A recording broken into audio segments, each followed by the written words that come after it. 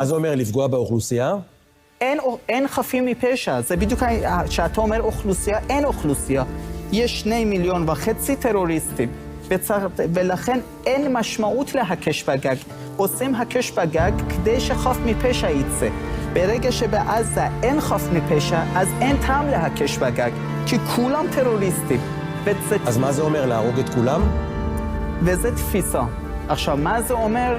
יש משהו מוגדר בשעת מלחמה שנקרא שעת חסד. זה אומר, חשוב מאוד, 10 שעות הראשונות של המלחמה, מה אתה עושה? זה הג'וקר.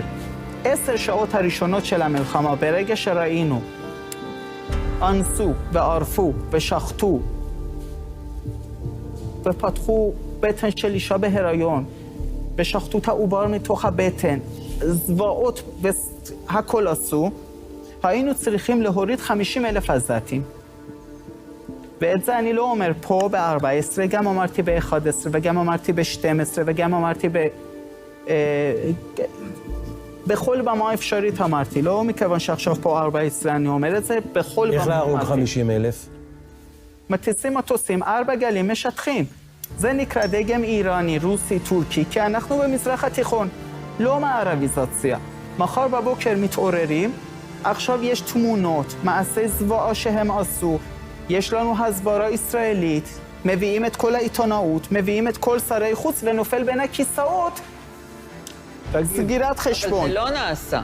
אוקיי, עכשיו, זה לא נעשה בכמה סיבות. סיבה ראשונה, כי מדינת ישראל דוגלת במערביזציה.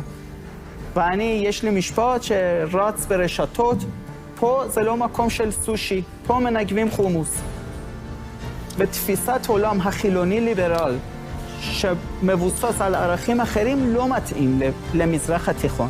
אז בכלל, בהערכת מצב אנחנו טועים. בהגדרת אויב אנחנו טועים. לא עשו את זה, כי בצעד הראשון אנחנו לא לוקחים בחשבון שחמאס הוא לא האויב, אלא כל עזה הוא האויב. ולא עשו כי הכל שונה. אוקיי, בואי.